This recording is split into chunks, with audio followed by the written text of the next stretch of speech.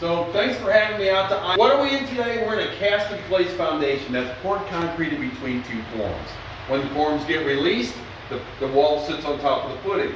The footing is also made of concrete. Finally, the floor is poured. So when you have three pieces of concrete, obviously at some point a pool's built better, you're going to have a leak. So it's leaking what's called the COBE, C-O-V-E. That's right where the floor and the wall comes together. So what happens is the water's either migrating straight over the footing because of a bad floor situation, or it's coming up at the floor and the wall. Either way, we want to manage that water. Why do we want to manage that water? 36 gallons of water is enough to break the footings. That's 3,000 pounds. So if it's 300 pounds, so on a 3,000 pound pour, 10% breaks it. This foundation's in killer shape. This is a very minor shrinkage type crack. I'm not going to do anything to this. There's a small, this is from a plumbing leak above. There's a small hairline, nothing to be done to that. It's too tight.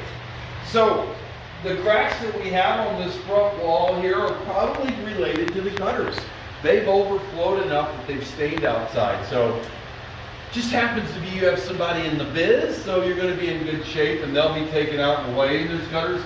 There's downspouts on all the corners, so really in good shape, just about managing the waterway.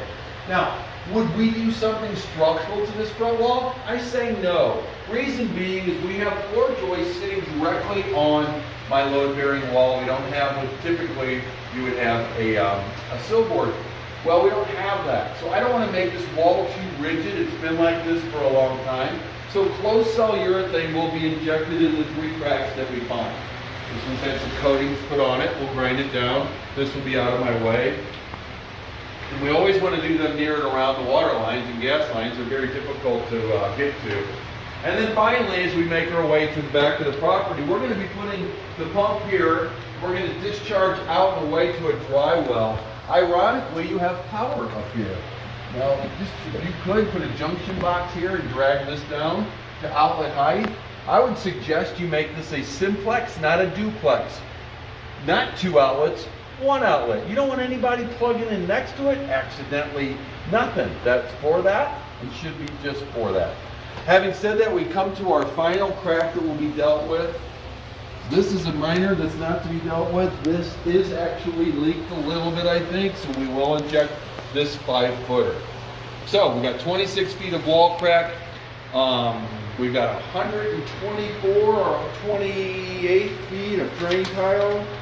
28 feet takes us all the way around the perimeter. And we're going to manage that back downspout. So you'll see some pictures of the outside of the house too. My recommendations would be when downspouts and gutters are redone, to coming up with a cool landscaping solution, stone-wise, block, whatever you want, to defer the water on the front of the house away. That's your only swooping spot. But other than that, welcome to the new house and we're happy to fit it. This is Stephen from Waterproof Solutions.